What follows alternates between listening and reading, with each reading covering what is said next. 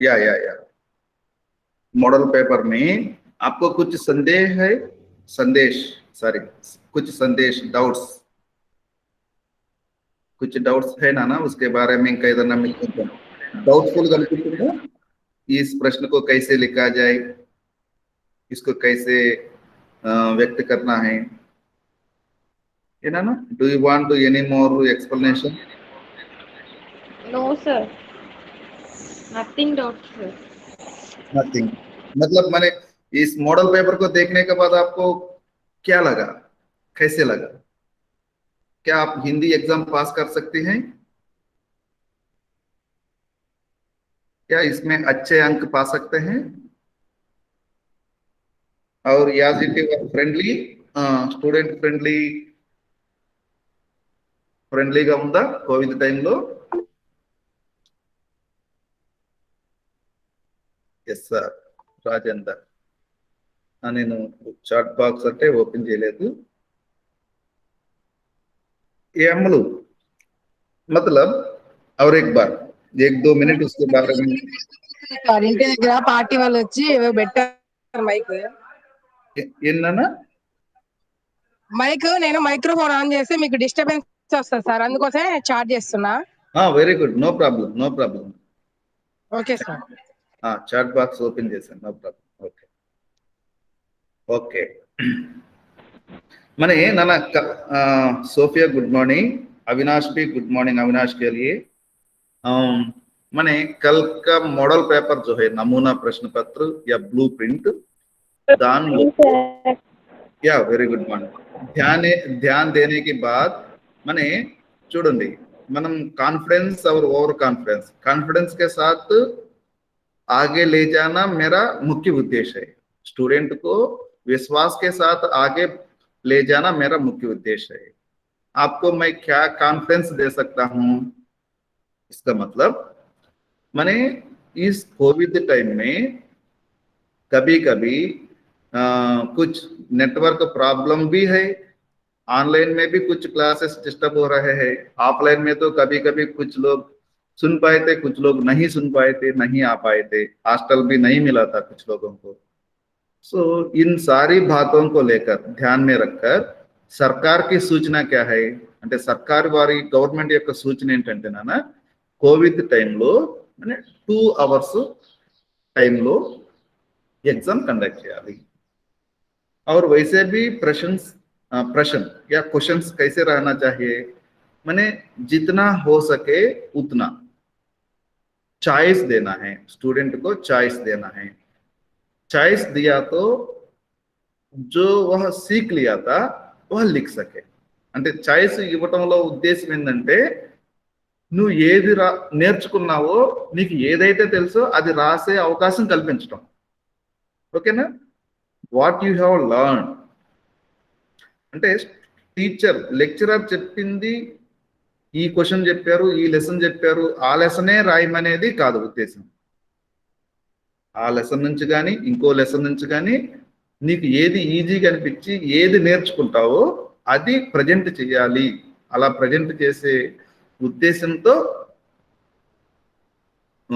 అలా ప్రజెంట్ చేసే అవకాశాన్ని కల్పించడమే గవర్నమెంట్ యొక్క ఉద్దేశం, రైట్? కాబట్టి మనకి ఇక్కడ చాయిస్ నంబర్ పెరిగింది, తక్కువ టైంలో రాసిన క్వశ్చన్కి ఎక్కువ మార్కులు। ఇంతకు ముందు 10 మార్కులకు ఉన్న క్వశ్చన్ ఇప్పుడు దాన్ని 15 या 20 మార్క్స్ జస్ట్ డబుల్ అన్న చేశారు, లేకపోతే దాన్ని 50% ఎన్హాన్స్ చేశారు అన్నమాట। సో నెంబర్ ఆఫ్ క్వశ్చన్స్ సంఖ్య తగ్గించారు, మార్కులు పెంచారు అన్నమాట। సో ఇది కూడా స్టూడెంట్ కి చాలా మేలు చేసేటువంటి విషయమే, రైట్? ఇంతకుముందు 10 మార్కులకు రాసింది 10 మార్కులు వస్తే ఇప్పుడు 15 నుంచి 20 మార్కులకి అలాట్ అవుతుంది ఆ క్వశ్చన్, రైట్? సో వీటన్నిటిని దృష్టిలో పెట్టుకొని ఇక్కడ हमारी हिंदी विषय को लेकर అంటే మన హిందీ సబ్జెక్ట్ ని దృష్టిలో పెట్టుకొని దీనికి సంబంధించి మనం model paper already second semester वालों के लिए और फोर्थ सेमेस्टर वालों को परीक्षा भी हुई थी, ఓకే? వాళ్ళకు కూడా కోవిడ్ ప్యాటర్న్ లోనే మోడల్ క్వశ్చన్ పేపర్ ఇచ్చారు, అలా జరిగింది అన్నమాట, ఓకే? అలాగే आप लोगों के लिए भी। इसलिए ध्यान दीजिए यहाँ पर क्वेश्चन नंबर 1 और क्वेश्चन नंबर 2 ये दो किससे संबंधित है? टेक्स्ट बुक से संबंधित है। Question number 1 and question number 2। Okay, first question second question రెండు కూడా టెక్స్ట్ బుక్ 5 పాఠాలకు సంబంధించి. ఈ 5 పాఠాలు ఏంటి చెప్పగలరా నాన్న? 5 lessons text book non detail अने डिफरेंस जानवी आप बता सकते हैं? उत्साह, चरित्र संगठन, बाजार दर्शन, भाभी, भारत में संस्कृति संगम। भारत में संस्कृति संगम రైట్. ఈ 5 లెసన్స్ ఎన్ని మార్కులకు ఉన్నాయి అంటే 40 మార్కులకు వస్తాయి. ఈ 5 లెసన్స్ నుంచి మీరు ఏమి రాయాలి అంటే ఒక సారాంశం రాయాలి. మీకు ఎగ్జామ్ లో 5 లెసన్ల పేర్లు ఇస్తారు. సో ఎన్ని సారాంశాలు రాయాలి? ఒక సారాంశమే రాయాలి. तो इसका मतलब क्या है? స్టూడెంట్ के लिए सुविधा क्या है అంటే నువ్వు ఏది రాయాలనుకుంటున్నావు అంటే నీ క్వశ్చన్ ముందే తెలిసిపోయింది. ఇది సీక్రెట్ ఏం కాదు, ఒక open secret right. Question already ఏ క్వశ్చన్ వస్తుందో నీకు తెలిసిపోయింది. సో ఉస్కి తయారీ కర్నా. అది నువ్వు ఏది రాయాలనుకుంటున్నావు ఇప్పుడు 5 లెసన్స్ లో నీకు ఏది మంచిగా అనిపించింది, ఏది మంచిగా రాయగలను అనుకున్నావో ఆ లెసన్ ఒక్కటి ప్రిపేర్ అవ్వండి. That's all. आप लोग क्वेश्चन नंबर 2 के लिए 20 अंक है. 20 మార్కులు కదా.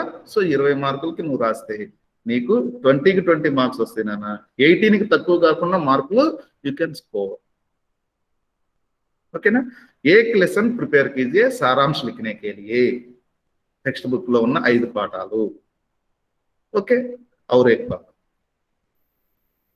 ఈ లెసన్ తో పాటు ఇంకొక లెసన్ కూడా ప్రిపేర్ అవ్వండి. అంటే టెక్స్ట్ బుక్ లో 5 లెసన్స్ మీ సిలబస్ లో ఉంటే 2 లెసన్స్ ప్రిపేర్ అవ్వండి.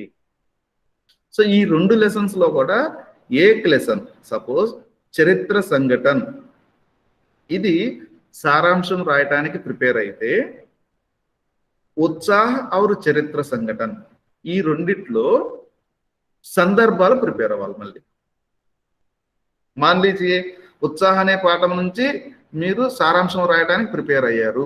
ఓకే. ఈ ఉత్సాహ పాఠంలోనే సందర్భాలు కూడా ఉన్నాయి కదా, సందర్భ సహిత వ్యాఖ్యలు కూడా ఉన్నాయి కదా. సో ఉత్సాహ పాఠానికి సారాంశం ప్రిపేర్ అవ్వండి, దానిలో ఉన్న సందర్భాలు కూడా ప్రిపేర్ అవ్వండి. అలాగే చరిత్ర సంఘటన పాఠంలో సంబంధించిన సందర్భాలు కూడా ప్రిపేర్ అవ్వండి. That's all. 2 లెసన్స్ లో ఉన్న సందర్భాలు, ఒక లెసన్ కి సంబంధించిన సారాంశం. బస్ 40 मार्क्स के लिए आप लिख सकते हैं. 40 मार्क्स के लिए कम से कम बराबर फुल मार्क्स भी दे सकते हैं इधर हम लोग. या 35 से कम कभी स्कोर नहीं कर पाए. 35 కన్నా తక్కువ ఎప్పుడు రావు అని నేను మీతో చెప్పగలుగుతాను. ఏనా అర్థమైందా? సో మన దగ్గర ఉన్నటువంటి మెటీరియల్ నుంచి యు చూస్ ఎనీ 2 లెసన్స్. ఆ 2 లెసన్స్ లో నుంచి ఒక పాఠంలో సందర్భాలు సారాంశము, ఇంకొక పాఠంలో ఓన్లీ సందర్భాలు చదువుకుంటే ఇదే ప్లాన్ చేసుకోవటం అంటారు. ఓకే. That's all. అయిపోయినాయి 40 మార్క్స్ కి. Next question number 3. Question number 3 में क्या है? यह भी सारांश है, लेकिन देन सारांशం రాయాలి, कहानी का सारांश. सो नॉन डिटेल कथा कथा सिंधु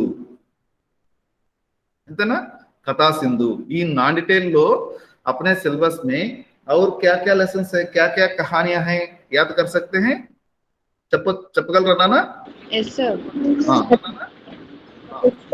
सदगति, सदगति, सदगति, छोटा, हाँ दोनों छोटा मीट हो गया. जादूगर, सोफिया छोटा जादूगर, वेरी गुड. सच का सौदा, सच का सौदा, प्रायश्चित, चीफ की दावत, प्रायचित, प्रायश्चित, चीफ की दावत. चीफ की दावत. हाँ ना ना सच का सौदा టెక్స్ట్ బుక్ లో ఉంది నాన్న అది, sir. नॉन डिटेल కాదు, నాన్ डिटेल में सदगति, छोटा जादूगर, प्रायश्चित, చీఫ్ కి దావత్, నాలుగు మనం అనుకున్నాము. ఇంకొకటి అంటే 4 ఈ లెసన్ లో ఉన్నాయి.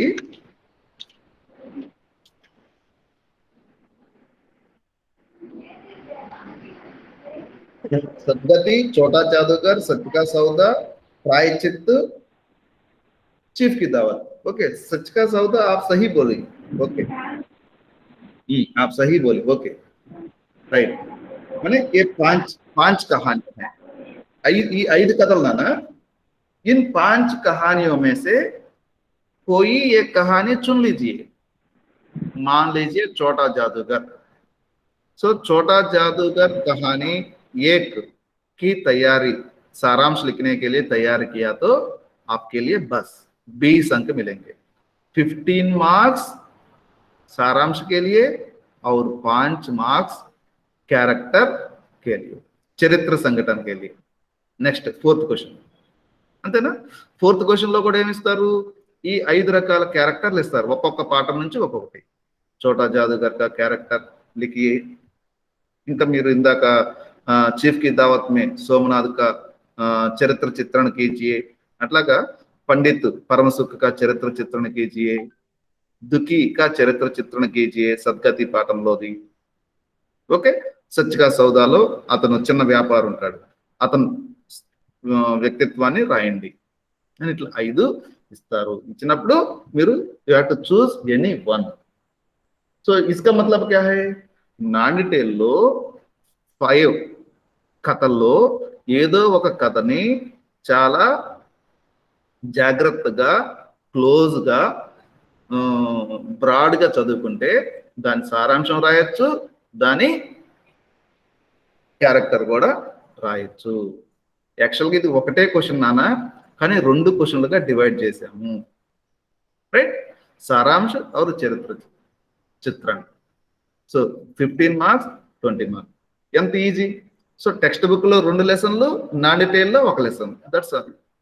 మొత్తం మనం 3 లెసన్స్ చదువుకుంటే 60 మార్కులకి క్వశ్చన్స్ కి ఆన్సర్ రాయొచ్చు.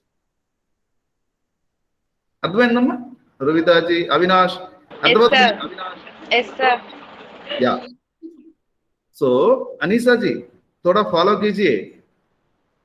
ओके, आप लोगों को 3 लेसन्स, टेक्स्ट बुक నుంచి 2 లెసన్స్, నాన్ డిటైల్ నుంచి 1 లెసన్ చక్కగా ప్రిపేర్ అయితే you will be able to answer for 60 marks. आप 60 अंक के लिए उत्तर दे सकती है. అంటే 60 మార్కులకి ఆన్సర్ చేయాలి అంటే మీరు ఎన్ని లెసన్స్ చదవాలి? Only 3 lessons. Only 3 lessons. Right, 2 text book లోది, 1 నాన్ డిటైల్ లోది. ఉస్కే బాద్ మీకు తెలుసు మొత్తం వ్యాకరణమే. అక్కడ ఏదైతే ఇస్తామో మెటీరియల్ లో ఉన్న దాన్ని మీరు చక్కగా ప్రాక్టీస్ చేయండి. एक्सरसाइज कीजिए, उसको प्रैक्टिस ज्यादा कीजिए, उसे थोड़ा याद करने के लिए कोशिश कीजिए. జస్ట్ వీటిల్లో నుంచే 99% వస్తాయి నాన్న. ఇది టెక్స్ట్ బుక్ లో ఉన్న సిలబస్ నే మీకు మెటీరియల్ గా ప్రిపేర్ చేసి ఇచ్చాము. ఇంకేదన్నా అనుకోకుండా బయట వ్యక్తి నుంచి, బయట దాని నుంచి ఏదన్నా 1-2 క్వశ్చన్స్ వస్తే మీరు ఈ ప్రాక్టీస్ మీకు ఉపయోగపడుతుంది. రైట్, वचन बदल कर लिखिए, लिंग बदल कर लिखिए, कारा चिन्ह लगाइए और काल बदल कर लिखिए. 4 मार्क्स. शुद्ध करना లో కూడా మీకు ఇక్కడ 20, 25, 20 से लेकर 25 या 30 तक है. शुद्ध कीजिए. ఎటువంటి ఏ విధమైనటువంటి మిస్టేక్స్, కరెక్షన్స్ ఇస్తూ ఉంటారు, దాన్ని కరెక్ట్ చేసి రాసుకోవాలి. शुद्ध करके वाक्य को फिर से लिखिए. अपने ఏంటి శబ్దం కో అప్నే వాక్యమే ప్రయోగ కర్నా. ఇచ్చినటువంటి వాక్య శబ్దానికి శబ్దమే అర్థం రాసి దాన్ని మన సొంత వాక్యాల్లో రాయాలి. మనకు చాయిస్ ఉంది 100%. ఓకే, 4 రాయాలి, 8 ఇస్తున్నారు. ప్రతి చోట కూడా 4 రాయాలి, 8 ఇస్తున్నారు. So choice is yours. కాబట్టి ఫుల్ చాయిస్ ఉంది కాబట్టి మనం చక్కగా దానికి ఆన్సర్ చేయొచ్చు. ఎనీ ఫోర్ కంపల్సరీగా రాయాలి. ఇంకా ఎక్స్ట్రా ఎంతైనా రాసుకోండి మీరు. 8కి 8 కూడా आप लोग लिख सकते हैं. ఇంకా లాస్ట్ క్వశ్చన్ అనువాదం. ఓకే, మీనింగ్స్ అనుకోండి. హిందీకే లియే ఇంగ్లీష్ శబ్దకే లియే హిందీ, ఆ మీనింగ్స్ రాసుకుంటే చక్కగా you will be able to answer for 20 marks.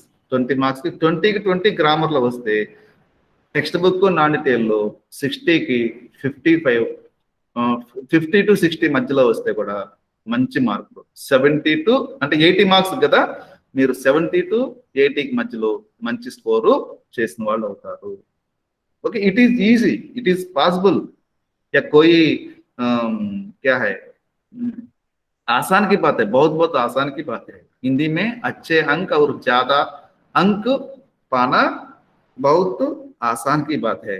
बस జస్ట్ క్వశ్చన్ పేపర్ ని అర్థం చేసుకొని ఇప్పుడు నేను ఇచ్చినటువంటి క్లూస్ ని జాగ్రత్తగా ఫాలోఅప్ చేసుకుంటూ ఆ విధంగా ప్లాన్ చేసుకొని చదువుకుంటే you can score, you will score good marks. Good అనుకోవడం ఇంకా బెస్ట్ మార్క్స్ అన్న, बेस्ट बेस्ट बेस्ट. ओके ना. సో इसलिए किसी भी विद्यार्थी के लिए ఆ సెమిస్టర్ లో ఉన్నటువంటి సిలబస్ మీద, క్వశ్చన్ పేపర్ మీద ఒక చక్కటి అవగాహన, సమజ్, ఒక అండర్స్టాండింగ్ అని వస్తే ఇట్ ఈస్ అంటే అసలు మంచి మార్కులు స్కోర్ చేయడం అనేది చాలా చాలా easy. Right, I'm trying to enlight or highlight this point only. ఇది నన్ను ఇంకా ఏమైనా సందేహాలు ఉన్నాయా? ఈ ప్రశ్న ఎలా రాయాలి అని ఏమన్నా అనిపించిందా? ఒకసారి అడగండి. ఏనా త్రిపుర సుందరి, అవినాష్, జాన్వి, యుగంధర్ రెడ్డి, శ్రీ సాయి, రువిదాజీ, రాజేందర్, సోఫియా, ఏ అమ్ములు? No, sir. ఓకే నా? Nothing note, sir. Clear? Yes, sir. Clear, ఎటువంటి భయం లేదు. అవి ఆ విషయంతో సుందరి మీరు ఇప్పుడు ధైర్యంగా ఉండాలి. ఫస్ట్ హిందీ సిలబస్ ఏంటో తెలుసు, హిందీ మోడల్ పేపర్ మీకు తెలిసిపోయింది. ఈ మోడల్ పేపర్ లో నుంచి క్వశ్చన్స్ లో నుంచి మంచి మార్కులు సాధించాలంటే ఎలా చదువుకోవచ్చో కూడా నేను ప్లాన్ మీకు కొంత వర్కౌట్ చేసి చెప్పాను. సో ఇప్పుడు మీరు ఇంకా ధైర్యంగా ఉండాలి. ఓకే, కాన్ఫిడెన్స్ గా ఉండాలి. विश्वास के साथ आगे बढ़ना चाहिए. ओके, निश्चिंत रहना चाहिए. भयम అనేది ఉండకూడదు. अम्मा हम लोग हिंदी को ऑप्ट किए थे सेकंड लैंग्वेज के रूप में. हिंदी में किस प्रकार के प्रश्न आएंगे, उसे कैसे उत्तर लिखना है, कितने अंक मिलेंगे, ఈ సందేహాలు ఇప్పుడు దూరం అయిపోవాలి. ఓకేనా? ఈ సందేహాలు ఇప్పుడు ఇంకా దూరం అయిపోవాలి. Build your confidence. ఓకేనా? స్టూडेंट को विश्वास के साथ आगे बढ़ना चाहिए. यह विश्वास आपके टीचर जरूर दे देगा. అది రైట్. ఓకే నాన్న, ఈ రోజు మనం ప్రత్యేకంగా ఒక కొత్త టాపిక్ నేర్చుకుందాం. జైసే प्रश्न संख्या 1. प्रश्न संख्या 1 ये क्या है? संदर्भ सहित व्याख्या लिखिए. कोई 2 संदर्भों की व्याख्या लिखिए. ఏవైనా 2 సందర్భాలకి వ్యాఖ్య రాయండి అనేది ఫస్ట్ క్వశ్చన్ కదా. దీనిలో 5 సందర్భాలు ఇస్తారని మనం ఫస్ట్ నుంచి అనుకుంటూ ఉన్నాము. సో ఈ సందర్భాన్ని ఎలా ప్రజెంట్ చేయాలి ఎగ్జామినేషన్ లో? క్వశ్చన్ ఏమనాలి ఇంకా మనం ఆన్సర్ బుక్ లో కైసే ప్రజెంట్ కర్నా చాహియే. మనం ఎంతో చదువుతాం నాన్న, చదివింది మొత్తం రాయడానికి ప్రయత్నం చేస్తాం, కానీ ప్రజెంటేషన్ స్కిల్స్ ఉండాలి మనకి. మనం చదువుకున్న దాన్ని చాలా ఎఫెక్టివ్ గా ఆన్సర్ బుక్ లో రాయగలగాలి. సో ఇలా రాయటానికి ఉన్నటువంటి తరీకా ఏంటి, పద్ధతి, క్యా పద్ధతి హై, ఇస్కి తరీకా క్యా హై? సో సందర్భాలు ఎలా రాస్తాము, సందర్భ సహిత వ్యాఖ్యని ఎలా రాస్తాము, దీనిలో తీసుకోవాల్సినటువంటి జాగ్రత్తలు ఏమిటి, దీన్ని ఈరోజు మనం చూద్దాం. రైట్. సో సందర్భము అంటే నేను ఫస్ట్ మీరు అర్థం చేసుకోవాల్సింది సందర్భ సహిత్. తెలుగులో కూడా సందర్భము, తెలుగులో ఉపయోగించే సందర్భము అనే పదానికి, హిందీలో ఉపయోగించే సందర్భ అనే పదానికి రెండిటికి ఒకే రకమైనటువంటి అర్థం, మీనింగ్. ఇంకా ఇంగ్లీష్లోకి వెళితే ఇంగ్లీష్ మే క్యా హై ఇస్కో రెఫరెన్స్ టు కాంటెస్ట్ అంటాం. Reference to contest. కాంటెస్ట్ అంటే యహా పర్ సిచ్యువేషన్, ఉస్ సందర్భమే. అంటే ఏ సందర్భంలో ఎవరు ఎవరితో మాట్లాడుతున్నారు, ఇది సందర్భం. అంటే ఇక్కడ ఏంటి, మనం ఒక కొటేషన్ ఇస్తున్నాం. సందర్భ సహిత వ్యాఖ్య అంటే ఇక్కడ మనం ఒక కొటేషన్ లాంటి వాక్యాల్ని, చాలా అర్థాన్ని వ్యక్తపరిచేటువంటి వాక్యాల్ని మీకు ఒక 5 ఎగ్జామ్లో ఇస్తున్నారు. రైట్. సో అటువంటి కొటేషన్స్ తో సమానమైనటువంటి ఈ వాక్యాన్ని ఏ సందర్భంలో ఎవరు ఎవరితో అన్నారు. మరీ ముఖ్యంగా ఇవన్నీ కూడా వ్యాసాలే, నిబంధులే. అంటే చరిత్ర సంఘటన కానీ, ఉత్సాహ కానీ, తర్వాత భావి, ఇదంటే రేఖా చిత్రం, కహానీ లాంటిది, సంక్షిప్త పరిచయం. సంస్కృతి కా సంగం భారత్ మే और एक లెసన్ है. ఓకే. ఇవన్నీ కూడా వ్యాసాలు కాబట్టి దాదాపుగా రచయితే మనకి చెప్తూ ఉంటాడు. ఆ పాఠం రచించినటువంటి రచయితే, లేఖకే మనకి చెప్తూ ఉంటాడు. బాబీ అనేటువంటి రేఖా చిత్రంలోనే మహాదేవ్, ఒకవేళ దాని నుంచి కానీ వచ్చింది అనుకోండి రాయాలనుకుంటే, అక్కడ మాత్రం సందర్భం కొంచెం మారుతుంది. ఏంటి, लेखक महादेवी वर्मा भाभी के बारे में सहानुभूति प्रकट कर रही है, या महादेवी वर्मा भाभी की ननद और भाभी की सासू की दुर्व्यवहार को इस प्रकार प्रकट कर रही है. दुर्व्यवहार అంటే బాబీ పట్ల వాళ్ళ అత్తగారు, వాళ్ళ ఆడపడుచు చేసేటువంటి దుర్వ్యవహారం, తర్వాత దీన్ని సానుభూతి పూర్వకంగా వ్యక్తపరుస్తుంది మహాదేవ్ వర్మ అనేది సందర్భం. ఓకేనా. సో మహాదేవ్, ఇది ఈ పాఠం తప్పితే మిగతావన్నీ కూడా రచయితలే. డాక్టర్ రామచంద్ర శుక్ల इस प्रकार कह रहे हैं, डॉक्टर बाबू गुलाब राय इस प्रकार कह रहे हैं, చరిత్ర చిత్రణ को लेकर. ఓకే, ఇలా రాయటమే. సో దీన్ని మనం అండర్స్టాండ్ చేసుకోవాలి, అర్థం చేసుకోవాలి. రైట్. సో ఈ సందర్భాన్ని ఎలా ప్రజెంట్ చేయాలంటే ఫస్ట్ లేఖక పరిచయం రాయాలి. మొత్తం 10 మార్కులకు కదా. ఇక్కడ లేఖక పరిచయ के लिए 2 మార్క్స్ అనుకోండి, 3 మార్క్స్ అనుకోండి.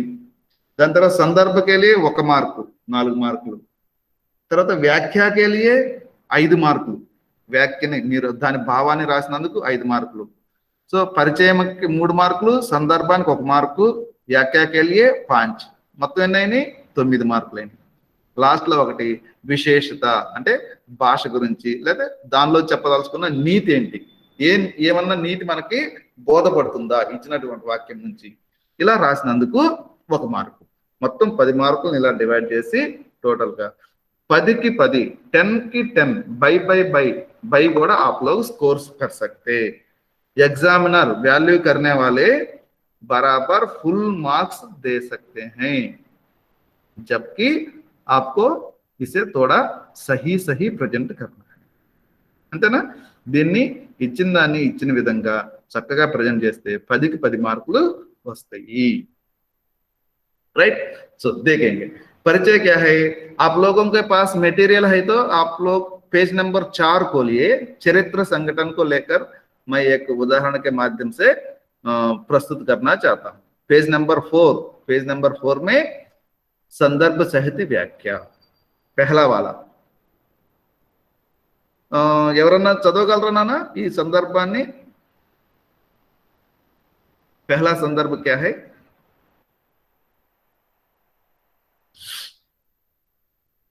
ना सुंदरी आपके पास है?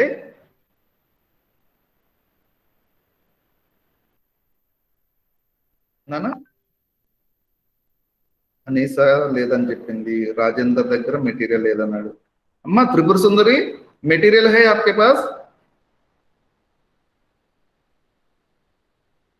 सोफिया जी, सोफिया जी, सोफिया यस सर। ना ना मटेरियल पेज नंबर 4 खोलिए उसको। हाँ यस सर। हाँ हाँ उसमें से फर्स्ट संदर्भ। हाँ मनुष्य का आधार उसके पद दान तथा विचार के कारण होता है। तुरंत के सब प्रकार से बाहरी है, गति नहीं है, స్థాయి नहीं है। చూడండి నాన్న और एक बात నేను చదువుతాను ఒకసారి చూడనా చిన్న చిన్న మిస్టేక్స్। स्थायी हाँ मनुष्य का आदर उसके पद धन तथा विचार के कारण होता है, परंतु ये सब प्रकार से बाहरी है, స్థాయి नहीं। అంటే చూడన్నా मनुष्य का आदर उसके पद धन तथा विचार के कारण होता है। మనిషికి గౌరవము ఈ సొసైటీలో దేని వల్ల దొరుకుతా ఉంది, గౌరవం దక్కుతా ఉంది? జస్ట్ పైగా ఓవర్గా అంటే ఓవర్ వ్యూలో మనం చూసి చెప్పాలంటే అతను ఏ పదవిలో ఉన్నారో చూసి సొసైటీలో ఉన్న ఇతరులు గౌరవిస్తూ ఉన్నారు. అతను దగ్గర ధనం ఉందా, మంచి ధనవంతుడా, డబ్బు బాగుందా, అది కూడా చూసి గౌరవం ఇస్తూ ఉన్నారు. అంతేకాకుండా ఈయన మంచి సిద్ధాంతకర్త అంటే మంచి మంచి ఆలోచనలు ఉన్నటువంటి వ్యక్తి అని తెలుసుకొని కూడా మనకి సొసైటీలో విలువ ఇస్తున్నారు జనాలు. అయినప్పటికీ పరంతు ఏ సబ్ ప్రకార్ సే బాహరీ హై, ఇవన్నీ కూడా చాలా అంటే బయట వస్తువులు. ఇవి బయట వస్తువు అంటే అర్థం ఏంటి? లోపలికి రావు. బయట వస్తువు అంటే ఎప్పుడు ఎవరి దగ్గరికైనా పోవచ్చు, ఎవరైనా తీసుకోవచ్చు. సో ఈ రోజు సపోజ్ ఎక్స్ అనే వ్యక్తి ధనవంతుడు, రేపు వై అనే వ్యక్తి ధనవంతుడు కావచ్చు. సో ఈ రోజు ఎక్స్ కి దొరికినటువంటి గౌరవము రేపు వై పొందుతూ ఉంటాడు. ఆటోమేటిక్గా ఇస్కా మతలబ్ క్యా హై? ఎక్స్ కి గౌరవం తగ్గింది. ఓకే, ఈరోజు ఏ అనేటువంటి వ్యక్తి ఇక్కడ సపోజ్ ఎమ్మెల్యే या मिनिस्टर గా ఉన్నారు. कुछ साल के बाद उन्हें और दूसरा व्यक्ति एमएलए बनकर मंत्री बन गए, सो ए के लिए ये गौरव कम होगा और बी के लिए गौरव बढ़ जाएगा. अंते का ना ఈ రోజు ఏ అనే వ్యక్తికి మంత్రి అని లేదా కలెక్టర్ అని మన సొసైటీలో గౌరవం దొరుకుతా ఉంది. ఎప్పుడు వీళ్ళే ఉంటారు కదా, कुछ साल के बाद बदलेंगे, అగలే और एक వ్యక్తి మంత్రి బనేంగే. సో అప్పుడు అతనికి అదే రకమైన గౌరవం మర్యాద ఇస్తారు. ఆటోమేటిక్ గా ఇక్కడ వీళ్ళకి తగ్గిపోతుంది. రైట్, అట్లాగే ఆలోచకులు కూడా మనకి ఉంటారు కదా, మంచి మంచి అంటే కవులు రచయితలు, వీళ్ళకి కూడా ఒక రకమైనటువంటి సందర్భంలో గౌరవ మర్యాదలు దొరుకుతూ ఉంటాయి. ఉద్యమాలు నడిపే వాళ్ళకి కూడా గౌరవ మర్యాదలు దొరుకుతూ ఉంటాయి. కానీ ఇవన్నీ స్థిరమైనవి కావు. వాళ్ళకి స్థిరమైనది ఏంటి అంటే వ్యక్తిత్వము. స్థిరమైనది వ్యక్తిత్వము. రైట్, ఇలా చెప్పాలనుకొని రచయిత మనకి ఈ వాక్యం ద్వారా అటువంటి భావాన్ని ప్రకటించడానికి ప్రయత్నం చేశాడు. రైటా? ఇది. సో దీనికి పరిచయం ఎలా రాస్తాం మనము? లేఖక్ పరిచయం. यह वाक्य చూడండి, यह वाक्य बाबू गुलाब राय जी के चरित्र संगठन नामक निबंध से लिया गया है. అంటే ఇచ్చినటువంటి పై వాక్యము ఏ పాఠంలో నుంచి, పాఠం పేరు వస్తుంది ఇక్కడ, పాఠం పేరు రాసినందుకు లేఖక పేరు రాసినందుకు నీకు ఇక్కడ 2 మార్కులు వస్తున్నాయి. గుర్తుపెట్టుకోవాలి. పరిచయంలో పాఠం పేరు అంటే పాఠం పేరు రచయిత పేరు రాస్తే 2 మార్కులు ఈజీగా ఫుల్ వచ్చేసినట్టు. సో కాబట్టి లెసన్ పేరు రాయాలి, లేఖక పేరు కంపల్సరీగా రాయాలి. యహ్ వాక్యం బాబు గులాబ్ రాయ్ ఉద్ధరణ అంటే ఉద్ధరణ అంటేనా ఆ సెంటెన్స్ తీసుకోబడినటువంటిది, గ్రహించినటువంటిది. ఓకే, కాబట్టి నేను ఉద్ధరణ అనే పదానికి బదులు వాక్యం అంటున్నా. యహ్ వాక్య బాబు గులాబ్ రాయ్ జీ కే చరిత్ర సంఘటన నామక్ నిబంధ సే లియా గయా హై. ఇచ్చినటువంటి వాక్యం బాబు గులాబ్ రాయ్ ద్వారా రచించిన చరిత్ర సంఘటన అనే వ్యాసంలో నుంచి తీసుకోబడింది. Right, that's all. ఇంకా దీనికి మనం కొద్దిగా జోడిస్తున్నాం. ఏంటి, గులాబ్ రాయ్ గురించి రాస్తున్నాం. ఈ గులాబ్ రాయ్ ఎవరు, ఏమేమి రాశారు, అది కూడా లేఖక పరిచయాన్ని ఇంకొద్దిగా 2-3 వాక్యాల్లో పెంచుకుంటున్నాం. గులాబ్ రాయ్ వే ఏక్ ఆదర్శ అధ్యాపక హై. ఇతను ఒక మోడల్ టీచర్, ఒక గొప్ప మోడల్ టీచర్, సెల్ఫ్ డిసిప్లిన్ ఉన్న టీచర్, చాలా మందిని ప్రయోజకులుగా తీర్చిదిద్దినటువంటి టీచర్. ఇంకొకటి నెక్స్ట్ విచారక్, గొప్ప క్రిటిక్ కూడా, గొప్పగా ఎనాలిసిస్ చేయగలిగినటువంటి వ్యక్తి. సమీక్షక్ అంటే ఎనాలిసిస్ చేయడం అన్న. విచారక్ కన్నా సమీక్ష కన్నా దాదాపు ఒకే రకమైన అర్థంలో ఉపయోగిస్తాం చాలా సందర్భాల్లో. लेकिन विचारक का मतलब सिद्धांतकर्ता, समीक्षक का मतलब एनालिसिस करने वाले. అంటే डिबेट अभी आप लोग देख रहे होंगे टीवी में. ओके, टीवी में न्यूज लेकर, राजनीति को लेकर या आर्थिक स्थिति को लेकर, इन सामाजिक स्थिति को लेकर, कोरोना को लेकर, ओके ना, बजट को लेकर, भारत बजट को लेकर వీటి మీద డిబేట్ జరుగుతూ ఉంటుంది కదా. అప్నే ఎనాలిసిస్ నాగేశ్వరరావు, డాక్టర్ జయప్రకాష్, ఇంకా కొంతమంది ఫేమస్ వ్యక్తులు కూడా వచ్చి దాని మీద సమీక్ష నిర్వహిస్తూ ఉంటారు, వాళ్ళ ఉద్దేశాలను తెలియజేస్తూ ఉంటారు. రైట్, ఇక్కడ సమీక్ష కంటే ఈయన బేసిక్ గా కవి, సాహిత్యకారుడు, లేఖక్. సో ఆ కాలంలో ఆయన ఉన్నటువంటి సమయంలో ఎవరెవరు ఇతరులు, సపోజ్ ఇక్కడ మనకి క్లాస్లో 10 మంది ఉన్నాం. సపోజ్ సోఫియా ఏ కహానీ లిఖీ హై, సుందరి ఏ ఉపన్యాస్ నవల రాసింది, రువిద ఒక కావ్యం రచించింది, జాన్బీ ఒక రేఖా చిత్రం రాసింది. ఓకే, రాజేందర్ ఇంకొక యాత్రా వర్ణనకు సంబంధించిన ఇది రాశారు, అనీసా ఒక రకమైన ఇంకొక వ్యాసం రచించింది. ఓకే, వెంకటాచారి ఇంకొక సాహిత్యంలో వివిధ ప్రక్రియలు తన సంక్షిప్త జీవితం గురించి రచించాడు. సిరి సాయి ఇంకొక తన ఆటల గురించి ఒక మంచి వ్యాసాన్ని రచించాడు. రైట్, వీటన్నిటి మీద నేను ఒక సమీక్ష చేస్తాను, అంటే నా యొక్క అభిప్రాయాన్ని తెలియజేస్తాను. ఓకే, ఆటపాటలకు సంబంధించి తన కథలో ఎలా చక్కగా వర్ణించాడు, చక్కగా అనుకున్న విధంగా రాశాడా లేదా, డిబేట్ అంటే నేను సమీక్ష, ఏమి రాయాలనుకున్నాడు, ఎంతవరకు రాశాడు, దీన్ని మనం సమీక్షక్ అంటాం. ఎనాలిసిస్ కర్నే వాళ్ళే ఎనాలిస్ట్ అంటాం, ప్యానల్ ఎనాలిస్ట్ అని అంటాం. రైట్ అన్న. సో బేసిక్ గా ఈ కవులు రచయితలుకి సమగ్రమైన అవగాహన ఉంటుంది కాబట్టి ఇతరులు రాసినటువంటి కథల మీద, కావ్యాల మీద, నవలల మీద, ఓకే, యాత్రా వర్ణనల మీద, సంక్షిప్త జీవిత చరిత్రల మీద వాళ్ళ యొక్క అభిప్రాయాన్ని ప్రకటిస్తూ ఉంటారు. ఈ కథ బాగుంది, దీనిలో ప్రజెంటేషన్ బాగుంది, దీనిలో ఉపయోగించిన భాష బాగుంది, ఓకే, దీనిలో పాత్రల యొక్క చిత్రీకరణ చాలా అద్భుతంగా ఉంది, ఆదర్శవంతమైన పాత్రలుగా తీర్చిదిద్దడానికి రచయిత ప్రయత్నం చేశాడు. ఓకే, జాతీయ భావాలను పెంపొందించే విధంగా పాత్రల యొక్క సృష్టి జరిగింది అని ఇలా అన్నాను. దీన్ని మనం సమీక్ష చేయటం అంటాం. ఓకేనా, రైట్. అంటే ఈయన మన బాబు గులాబ్ రాయ్ అచ్చే సమీక్షక్ भी है, अच्छे विचारक भी है, తర్వాత ఏవం సాహిత్యకార్ भी है. సాహిత్యకార్ మెయిన్ అతను ఒక రచయిత. దీని తర్వాత హిందీ సాహిత్య का सुबोध इतिहास उनके प्रमुख समीक्षात्मक ग्रंथ है. హిందీ సాహిత్య का सुबोध इतिहास అంటే హిస్టరీ ఆఫ్ హిందీ లిటరేచర్ అనేటువంటి ఒక పుస్తకాన్ని ఇతను రచించాడు.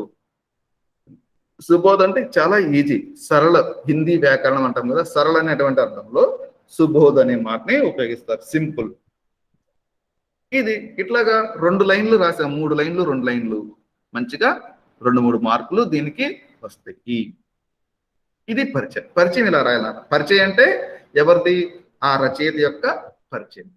ఏ పాఠంలో నుంచి తీసుకున్నామో ఆ పాఠాన్ని రచించినటువంటి రచయిత ఎవరో ఆ రచయిత గురించి రాయటం. పాఠం పేరు రాయాలి, రచయిత పేరు రాయాలి, అలాగే రచయితకే బారేమే 2-3 ఔర్, అతను రచించిన రచనల గురించి, అతనికి వచ్చినటువంటి అవార్డుల గురించి మనం రాయొచ్చు. రైట్? ఓకే. నెక్స్ట్ సందర్భం. ఇది మెయిన్గా అంటే ఇది ఏ సందర్భంలో ఎవరు ఎవరితో అన్నారు అని చెప్పాలి మనం. అంటే ఈ కొటేషన్ని ఏ సందర్భంలో ఎవరు ఉపయోగించారు, ఎందుకోసం ఉపయోగించారు అనేది చెప్పాలి. రైట్? సో ఇక్కడ ప్రస్తుతం मनुष्य का आदर उसके पद धन तथा विचार के कारण होता है, परंतु ये सब प्रकार से बाहरी है, స్థాయి नहीं అనేటువంటి వాక్యాన్ని రచయిత గులాబ్ రాయ్ ఏ సందర్భంలో చెప్పాడు అంటే చరిత్ర के लिए आवश्यक गुणों को सूचित कर रहे हैं. అంటే రచయిత బాబు గులాబ్ రాయ్ ప్రతి వ్యక్తి కూడా తన యొక్క వ్యక్తిత్వాన్ని, చరిత్ర అంటే వ్యక్తిత్వాన్ని నిర్మాణం చేసుకోవడంలో కావాల్సినటువంటి గుణగణాలు ఏమిటి, ప్రతి ఒక్క వ్యక్తి తన యొక్క వ్యక్తిత్వాన్ని నిర్మాణం చేసుకునే టైంలో ఏ ఏ విషయాల మీద దృష్టి పెట్టాలి, వేటికి విలువ ఇవ్వాలి, ఏటి స్థిరమైనది అని మనిషికి అవసరమైన గుణగణాల గురించి చెప్పేటప్పుడు ఈ వాక్యాన్ని ఉపయోగించారు. రైట్ అన్నా? జస్ట్ అది దాన్ని. Yes sir. ఓకే. उसके बाद మెయిన్ ముద్దా పర్ పहुंच रहे. వ్యాఖ్య అంటే ఇచ్చినటువంటి వాక్యానికి అర్థం కొంచెం ఎలాబరేట్ గా రాయడం. భావం, తెలుగులో కూడా భావ అంటాం, భావం అంటాము, హిందీలో భావ అనొచ్చు, అర్థ అనొచ్చు, వ్యాఖ్య అనొచ్చు. రైట్? సో ఇచ్చినటువంటి వాక్యానికి అర్థాన్ని కొంచెం విస్తారంగా రాస్తాం, కొంచెం ఎలాబరేట్ గా రాస్తాం అన్నమాట. ఇక్కడ ఏం చెప్తున్నాడు లేఖక్ కా कहना है कि, అంటే లేఖక్ అంటే ఎవరు? బాబు గులాబ్ రాయ్. డాక్టర్ బాబు గులాబ్ రాయ్ కా कहना है कि मनुष्य की विशेषता उसके चरित्र में है. बाबू गुलाब राय का क्या कहना है? तो मनुष्य की विशेषता उसके चरित्र में है. అంటే బాబు గులాబ్ రాయ్ యొక్క అభిప్రాయం ప్రకారం మనిషి యొక్క గొప్పతనం దేని మీద ఆధారపడి ఉంది అంటే అతని యొక్క వ్యక్తిత్వం మీదే ఆధారపడి ఉంది అని చెప్పడం రచయిత యొక్క ఉద్దేశం. అలా భావించిన రచయిత వ్యక్తి अपने चरित्र के कारण समाज में विशेष स्थान प्राप्त करता है. మనిషి అంటే ఎవరైనా సరే ప్రతి మనిషికి సొసైటీలో కొంత విలువ ఉంటుంది, సొసైటీలో ఒక గుర్తింపు ఉంటుంది. సో ఈ గుర్తింపు పొందటానికి మనిషికి ఏమి సహాయపడతాయి, ఏ విషయాలు సహాయపడుతూ ఉంటాయి? సొసైటీలో మనకంటూ ఒక విలువ, ఒక గుర్తింపు రావాలంటే దోహదపడేటువంటి అంశాలు ఏంటో చెప్తున్నాడు. इसके लिए क्या क्या सहायता है? धन, पद, विचार आदि बाहरी वस्तुएं है और वे अस्थायी भी है. అంటే लेखक का क्या कहना है? వ్యక్తి अपने चरित्र के कारण समाज में विशेष स्थान प्राप्त करता है. ఒక వ్యక్తి తన యొక్క వ్యక్తిత్వం వల్లనే సొసైటీలో గొప్ప పేరు ప్రఖ్యాతులు పొందుతాడు. ఓకే? అంతేగాని ధన వలన, పదవి వలన, లేకపోతే అతను ప్రతిపాదించినటువంటి సిద్ధాంతాల వలన అతనికి గొప్పతనం అనేది రాదు. ఒకవేళ గొప్పతనం వచ్చినా ఫలానా ఎక్స్ అనే వ్యక్తి గొప్ప ధనవంతుడు, ఫలానా వై అనేటువంటి వ్యక్తి గొప్ప పదవిలో ఉన్నాడు అని వచ్చినా అది ఎప్పటి వరకు? ఆ పర్టికులర్ టెన్యూర్ వరకే ఉంటుంది. 4 ఏళ్ళు, 3 ఏళ్ళు, 5 ఏళ్ళు సంథింగ్, అంతే. తర్వాత మారుతూ ఉంటారు. రైట్? కాబట్టి అవి స్థిరమైంది కాదు. ధనం ఎప్పుడు స్థిరంగా ఉండదు. పదవి ఎప్పుడూ కూడా స్థిరంగా ఉండదు. ఎప్పుడూ కూడా సపోజ్ ఎక్స్ అనే వ్యక్తి ప్రతిపాదించిన సిద్ధాంతమే స్థిరంగా ఉంటుంది. అందరూ అదే మతాన్ని ఆచరిస్తారని, అందరూ అదే రకమైనటువంటి ఏమంటాం సిద్ధాంతంలో ముందుకెళ్తారంటే కార్ల్ మార్క్స్ అనే కాదు, అంబేద్కర్ అనే కాదు, పూలే అనే కాదు, గాంధీ అనే కాదు, గౌతమ్ బుద్ధ్ అని కాదు. ఎప్పుడూ కూడా జీసస్ ఉన్నాడు, మహమ్మద్ ఉన్నాడు, వాళ్ళ తర్వాత వీళ్ళందరూ వచ్చారు. సో సిద్ధాంతం కూడా మారుతూ వస్తుంది, రైట్? మతం ఉంటుంది కానీ సిద్ధాంతం మారుతూ వస్తుంది. కాబట్టి ఇవి ఎప్పుడు స్థిరమైనవి కావు.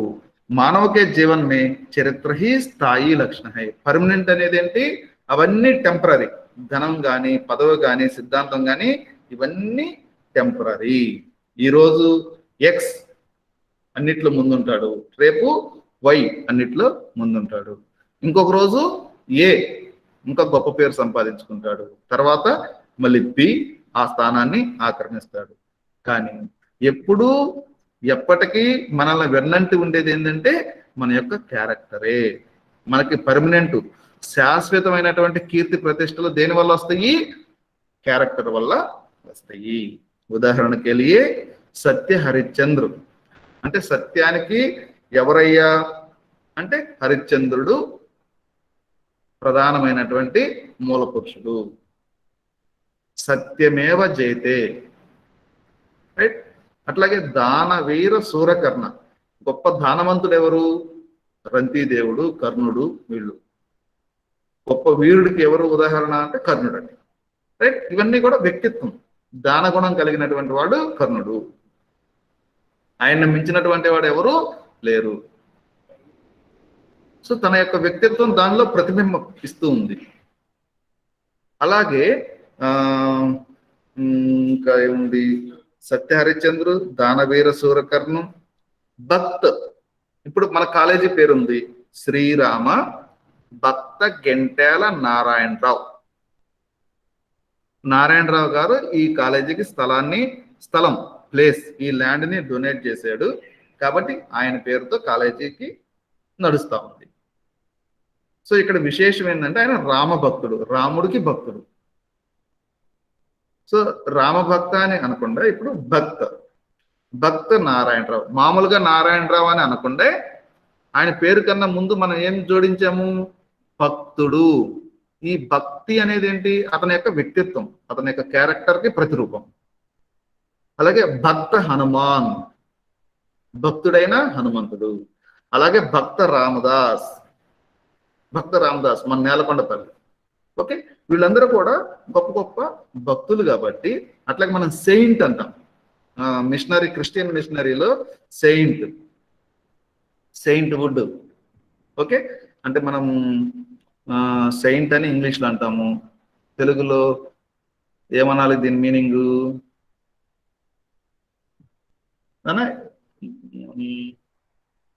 ఇప్పుడు మనకి చెప్తారా? మదర్ తెరీసా ఉంది, గొప్ప మదర్ తెరీసా. నాన్న ఇస్లాంలో ఇంకా ఏమంటారు ఇలాగే? సపోజ్ సెయింట్ లాగే, సెయింట్ కి సమానమైనటువంటి అర్థం సెయింట్ మేరీస్, సెయింట్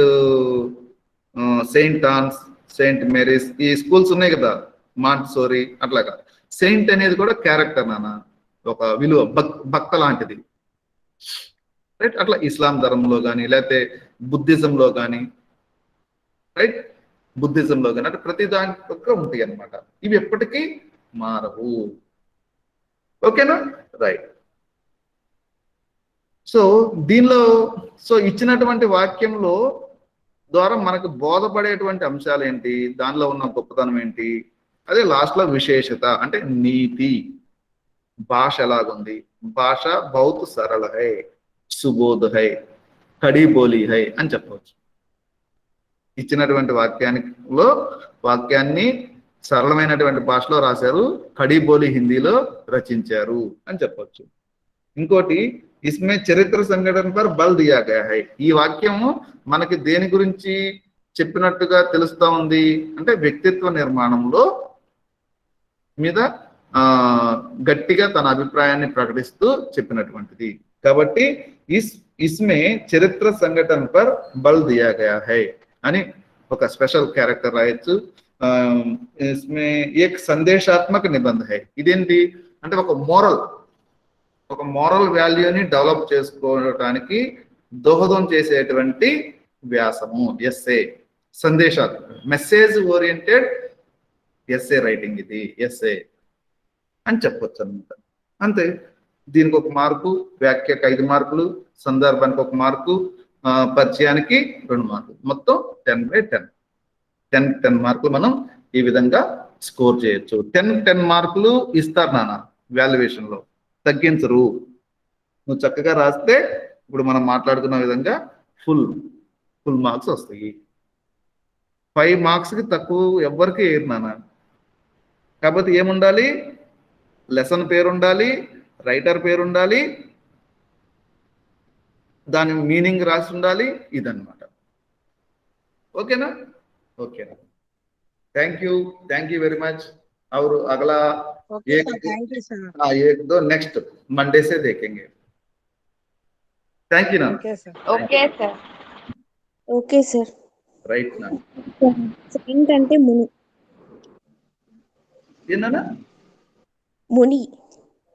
मुनि. ఓకే తపస్వి ముని. యా సెయింట్ అంటే ముని, తపస్వి, ఇంకా ఋషి, మహర్షి అంటాం కదా, మహర్షి, రాజర్షి అంటాం కదా, రాజర్షి విశ్వామిత్ర అంటాం, వశిష్ఠ మహర్షి అని అంటాం, బ్రహ్మర్షి అంటాం. రైట్.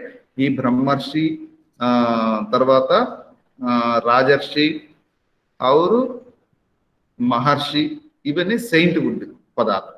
అవును, రైట్, కరెక్ట్ చెప్పారు. Very good, thank you. Thank you sir. Thank you నాన్న, thank you. Please leave the meeting hall. संपत्र का क्या सर? अम्मा संपत्र लेखक है. संपत्र मीनिंग. సంపత్ర. हाँ. లేదు నాన్న, కరెక్ట్ గా నువ్వు ఒకసారి మెసేజ్ పంపు నాకు, అది వాట్సాప్ లో. ఇంగ్లీష్ లో అయినా రాయి, నీకు దగ్గర హిందీ టైపింగ్ రాకపోతే, తెలుగు లేకపోతే ఇంగ్లీష్ లో కూడా రాయి, నేను దానికి మీనింగ్ పంపిస్తా. ఓకేనా? Okay sir. ఓకే. నాకు లేఖక్ అని అర్థమైంది, దానికి ముందు అర్థం కాల. విశేషతలు సార్. డాక్టర్ బాబు గులాబ్ రాయ్ బహుముఖి ప్రతిభా సంపత్ర లేఖక్ హై. సంపత్ర కాదు నాన్న, సంపన్ను. ప్రతిభ సంపన్ను, సంపన్ను త్రా కాదు, సంపన్ను, సంపన్నవంతమైన అంటే సమృద్ధివంతమైన, వెల్ ఎక్విప్డ్ అంటాం కదా, వెల్ ఎక్విప్డ్, ఎక్వింటెడ్ ఇంగ్లీష్ లో, ఎక్విప్డ్.